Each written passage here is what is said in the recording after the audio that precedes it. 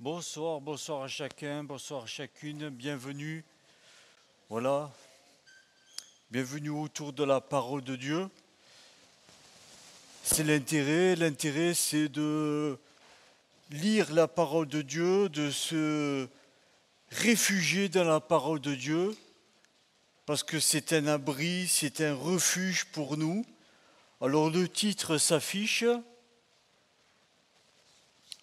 Alors il y a un petit changement. Pour ceux qui ont reçu des informations, on change de titre, mais on ne change pas que le titre, on change aussi le message. Donc, nous lisons dans le psaume 22, le verset 2, David, psaume de David, mon Dieu, pourquoi m'as-tu abandonné? Et te lorgnes-tu sans me secourir, sans écouter mes plaintes? Et on lit aussi donc dans l'évangile de Matthieu au chapitre 27. Alors, ouais c'est ça, c'est bon.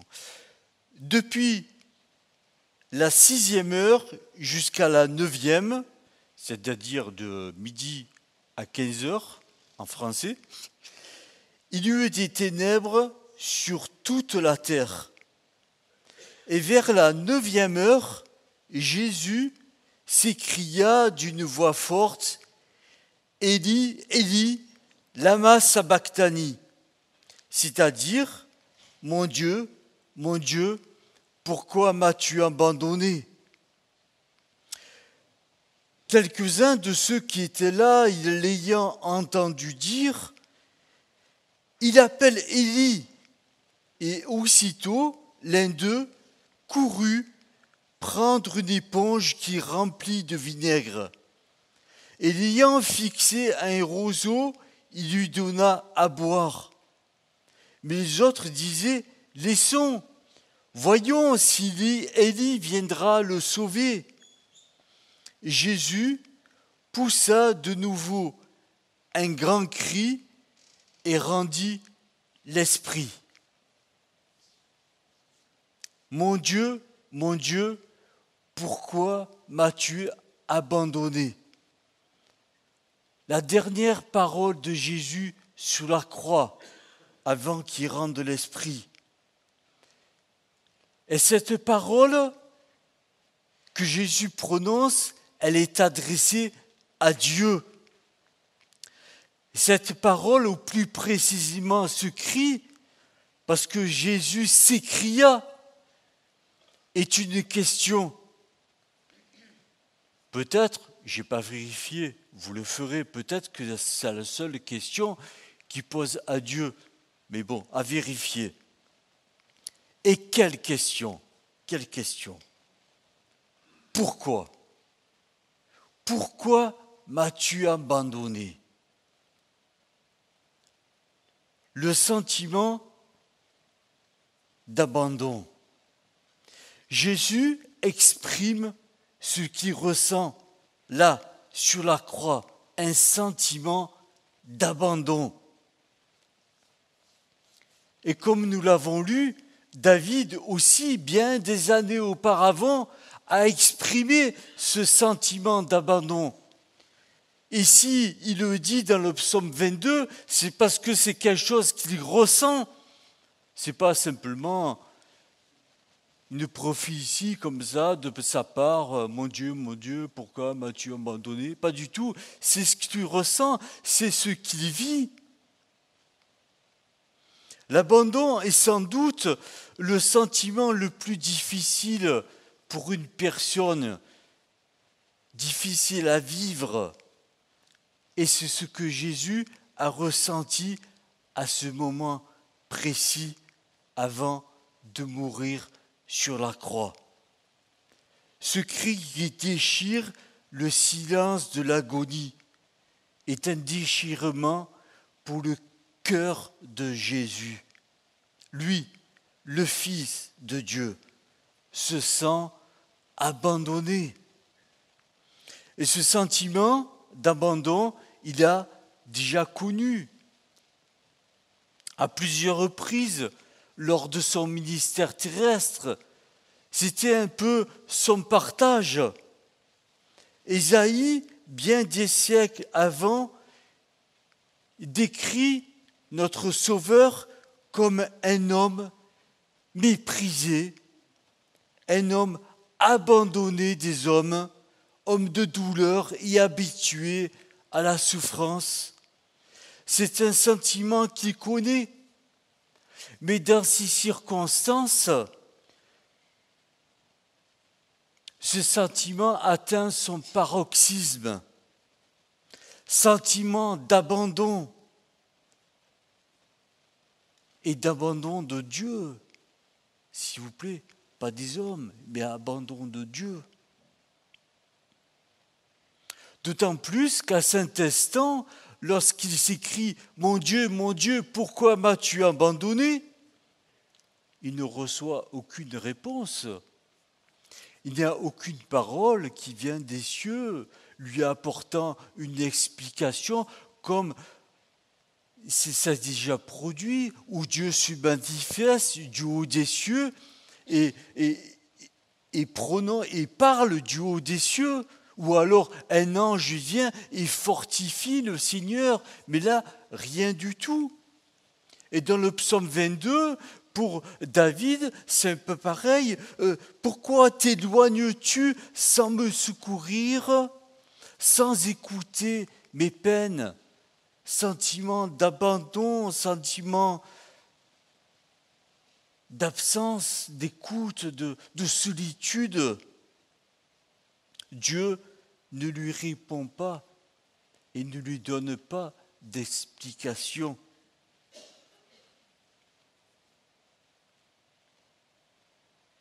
C'est un silence dans les ténèbres et Jésus sur la croix pousse de nouveau un grand cri et il rend l'esprit.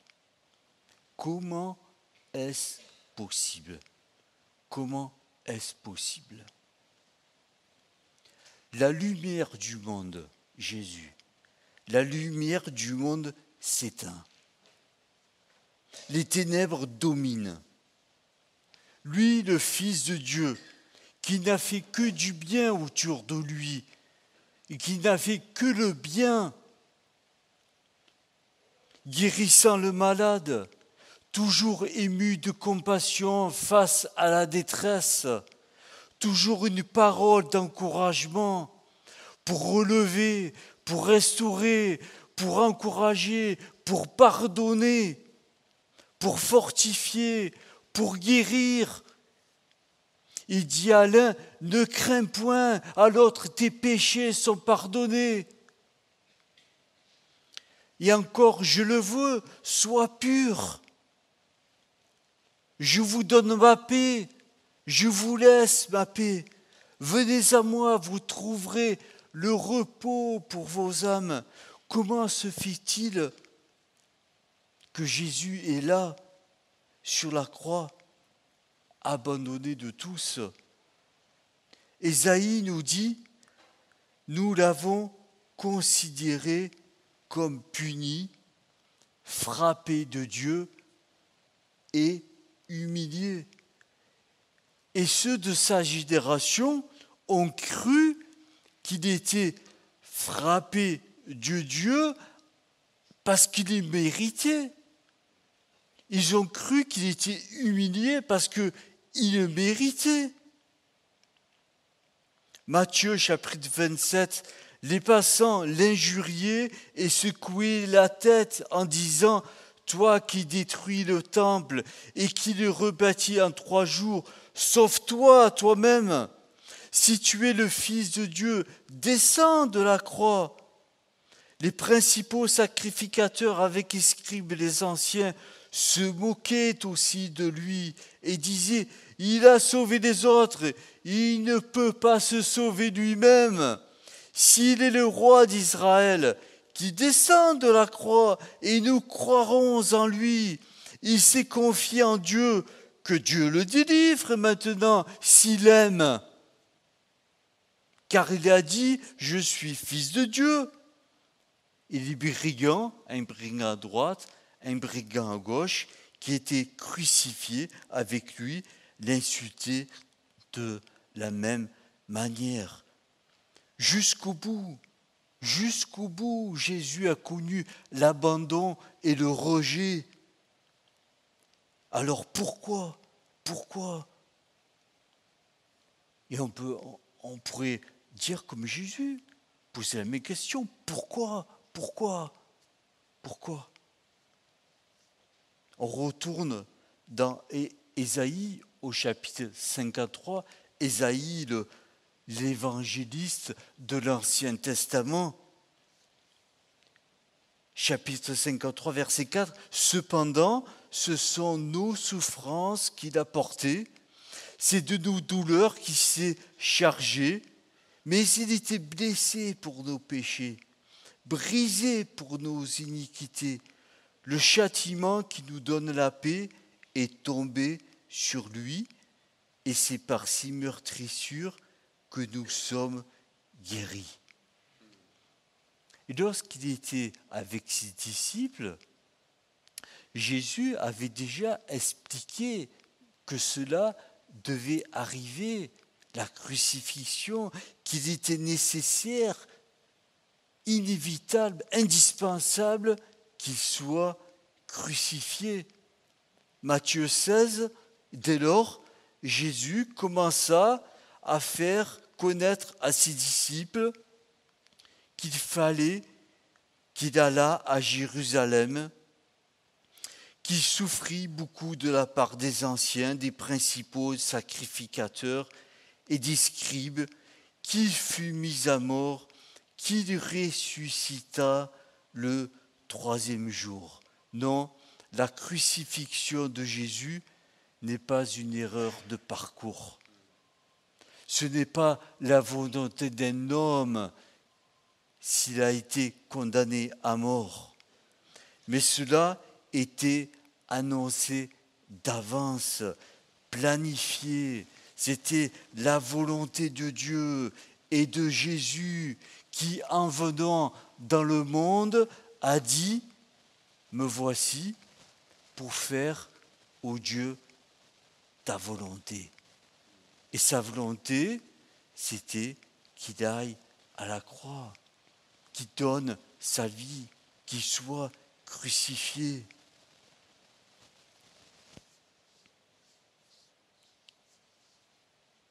Et comme nous l'avons vu, David, Ésaïe et certainement bien d'autres ont annoncé les souffrances et la gloire de notre Seigneur Jésus. C'est pourquoi Jésus est là, mourant sur la croix. Il est le moyen pour expier nos péchés. C'est-à-dire qu'il offre à Dieu le prix du rachat de notre âme. Il prend sur lui le châtiment. Il prend sur lui la punition que nous méritions à cause de nos péchés. Il paye la rançon. Il est en cela notre moyen de délivrance. C'est la bonne nouvelle de l'Évangile, gratuit pour nous, mais payant pour Jésus et pour Dieu. Romains chapitre 3, verset 23, « Car tous ont péché et sont privés de la gloire de Dieu, et ils sont gratuitement justifiés par sa grâce, par le moyen de la rédemption qui est en Jésus-Christ. C'est lui que Dieu a destiné par son sang à être pour ceux qui croiraient victimes propitiatoire ou expiatoire afin de montrer sa justice. Ainsi, Jésus détourne la colère de Dieu, la colère que nous méritions. Il la détourne. C'est l'expiation. Et il nous rachète c'est la rédemption. Afin que Jésus nous déclare justes, c'est la justification. Ainsi, nous avons un salut qui est complet, parfaitement complet. Il a payé le prix, il nous a rachetés, Dieu nous déclare justes par la foi en Jésus-Christ, par la foi en Jésus-Christ. Parfois, l'évangile paraît si simple que les gens ne veulent pas y croire. Parfois, on a l'impression que si on leur demandait quelque chose de compliqué, de difficile, alors ils relèveraient le défi. Ah, un challenge, j'y vais. Non, c'est gratuit, c'est gratuit, c'est gratuit. Le péché génère ce sentiment d'abandon. 2 Corinthiens chapitre 5, car Dieu était en Christ, réconciliant le monde avec lui-même, en n'imputant point aux hommes leurs offenses. Et il a mis en nous la parole de la réconciliation. Nous faisons donc les fonctions d'ambassadeurs pour Christ, comme si Dieu exhortait par nous, nous vous en supplions au nom de Christ, soyez réconciliés avec Dieu. Celui qui n'a point connu le péché, il a fait devenir péché pour nous, afin que nous devenions en lui justice de Dieu. Il a fait devenir péché pour nous, c'est-à-dire que la malédiction du péché qui reposait sur nous est retombée sur Jésus-Christ. Lui qui n'a jamais péché, on est bien d'accord, mais qui portait le péché de l'humanité.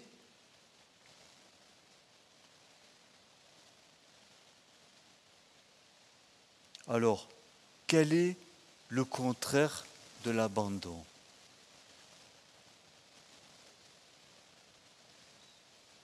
Le contraire de ce sentiment d'abandon, c'est le sentiment d'adoption. Et c'est ce que propose Dieu, c'est de nous adopter. Adopter, c'est choisir. C'est ce que Dieu a fait. Il nous a choisis. Il vous a choisi. Si, il vous a choisi. Pour que nous devenions ses enfants d'adoption. Et ainsi, il anéantit ce sentiment d'abandon, ce sentiment qui avait fait naître en nous le péché. Et maintenant, nous avons accès à cette grâce gratuitement. Jésus a dit, je ne mettrai pas dehors celle qui vient à moi. Et le programme d'adoption de Dieu est pour vous, pour chacun de nous, sans aucune distinction, ni de race, ni de genre, ni de couleur, ni de ci, ni de là. Le programme d'adoption de Dieu, il est pour tout le monde, pour chacun de nous. Et un enfant d'adoption, alors je ne crois pas me tromper, mais je pense qu'il a les mêmes droits, le même statut qu'un enfant naturel. L'apôtre Paul dit, Romains chapitre 8, « Si nous sommes enfants, nous sommes aussi héritiers. » Héritier de Dieu, co-héritier avec Christ. Ça, c'est une bonne nouvelle.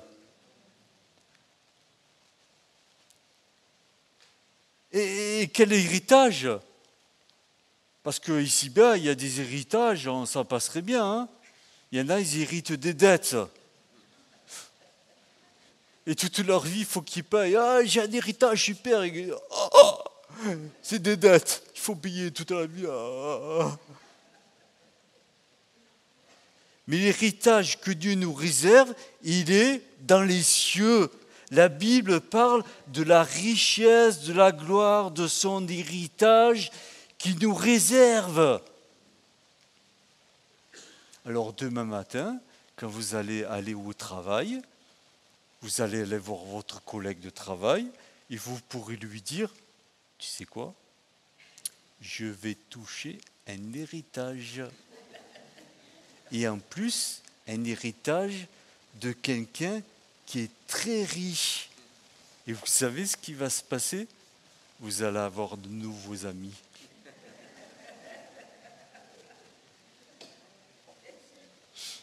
Romains chapitre 8.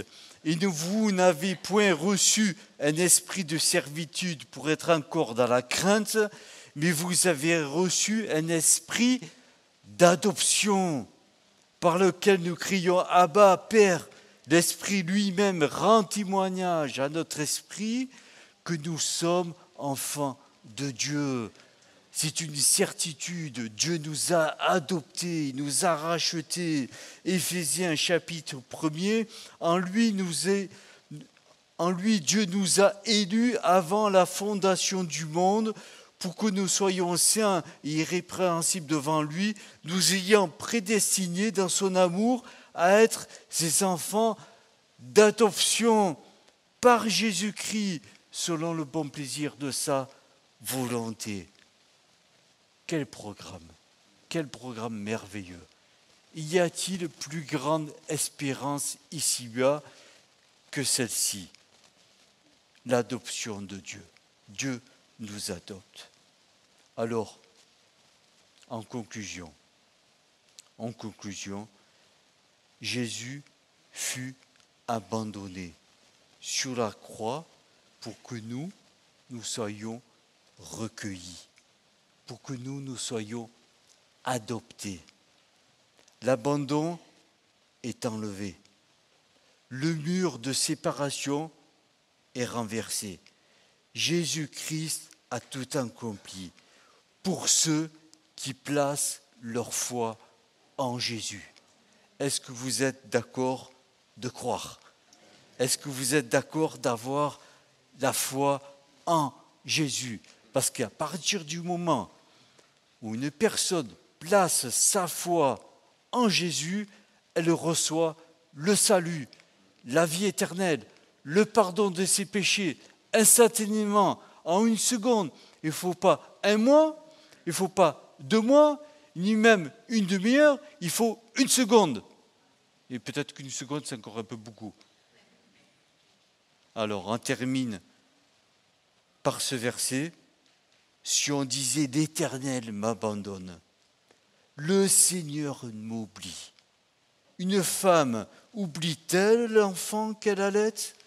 N'a-t-elle pas pitié du fruit de ses entrailles? Quand elle l'oublierait, moi, je ne t'oublierai point. Voici, je t'ai gravé sur mes mains. Amen. Que le nom du Seigneur soit béni et qu'il vous bénisse. Amen.